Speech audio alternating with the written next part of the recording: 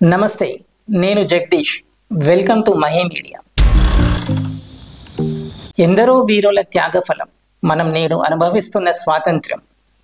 1947 August 15వ తేదీ అర్ధరాత్రి భారతదేశానికి స్వాతంత్ర్యం సిద్ధించిన రోజు.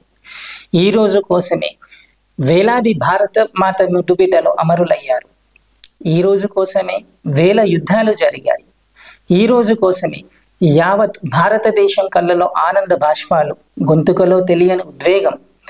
భారతదేశ స్వాతంత్రం కోసం వేలాది మంది ఉరుకొయ్యను ముద్దాడిన భరతమాత ముద్దుబిడ్డల శ్రమ చిరునవ్వులను తెచ్చిపెట్టిన రోజు. ఇలా ఎన్నో పోరాటాల సమాహారమే భారతదేశ స్వాతంత్ర సమరం. అనేక పోరాటాలు, త్యాగశీలుల త్యాగ ఫలాల ఫలితంగా భారతదేశానికి స్వాతంత్రం సిద్ధించిన రోజు.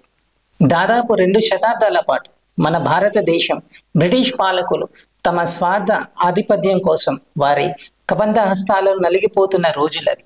నాటి ఆంగ్లేయుల దాష్టిక పాలన నుండి భరతమాత దాశ శృంఖలాలను తెలిసి బానిస బ్రతుకును కమ్ముకుంటున్న చీకటిలో నుండి వెలుగు వైపు దారి చూపిన మువ్వెన్నెల జెండా. యావత్ భారతదేశంలో సగర్వంగా రెపరెపలాడుతున్న జాతీయ పతాకానికి గర్వంగా ఉప్పొంగుతున్న హృదయంతో సెల్యూట్ చేస్తాం.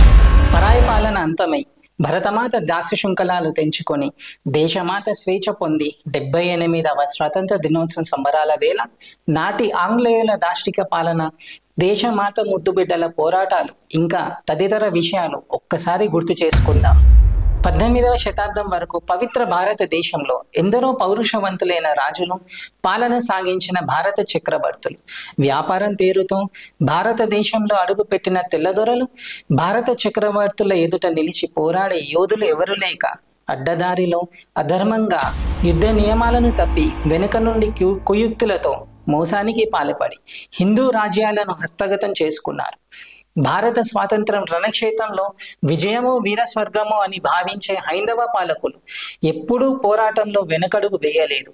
1857లో జరిగిన సిపాయిల తిరుగుబాటు తొలి భారత స్వాతంత్ర పోరాటంగా పేర్కొంటారు.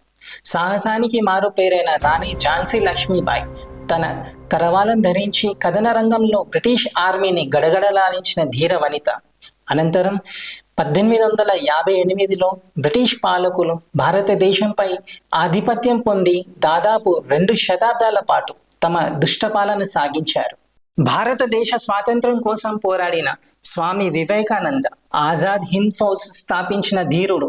మీరు నాకు రక్తం ఇవ్వండి, నేను మీకు స్వేచ్ఛ ఇస్తాను అని నినదించిన నేతాజీ సుభాష్ చంద్రబోస్. స్వదేశీ గడ్డపై విదేశీ దండయాత్రలు చేసే వారిపై హరహర మహాదేవ, జై భవానీ అని గర్జిస్తూ మొఘల్ ఔరంగజేబు పాలకులపై యుద్ధరంగంలో మండే నిప్పు కనికల్లా విజృంభించి శత్రువులను ఊచకోత కోసిన భారత నావిక పితామహుడు, హిందూ రాజులకు ఆదర్శంగా నిలిచిన మరాఠా సామ్రాజ్యాధిపతి ఛత్రపతి శివాజీ మహారాజ్, సింహగఢ్ యుద్ధ వీరుడు తానాజీ, ఉక్కు మనిషి సర్దార్ వల్లభాయ్ పటేల్, శంభూజీ మహారాజ్, శత్రువుల పాలిట సింహస్వప్నం, రణక్షేత్రంలో కరవాలను ధరించి తెల్ల దొరలను చీల్చి చెండాడిన వీరనారీ శిరోమణి మణికర్ణిక ఝాన్సీ లక్ష్మీబాయి, కాకతీయ వంశ గజకేసరి, రణరంగంలో అపర భద్రకారిలా బ్రిటిష్ ఆర్మీని గడగడలాడించిన ధీర వనిత రాణి రుద్రమాదేవి.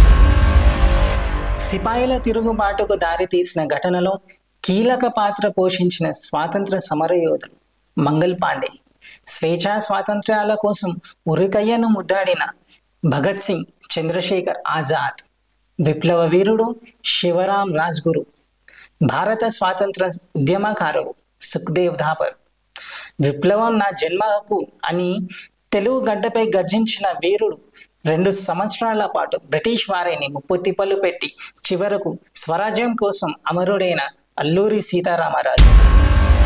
స్వాతంత్ర సమరోద్యమ విప్లవకారులు లాలా లజపతి రాయ్, బాల గంగాధర్ తిలక్, బిపిన్ చంద్రపాల్, వినాయక్ దామోదర్ సావర్కర్, భారతదేశ జాతీయ పతాక రూపకర్త పింగళి వెంకయ్య, డాక్టర్ భీమ్రావ్ రామ్జీ అంబేద్కర్, డాక్టర్ రాజేంద్ర ప్రసాద్.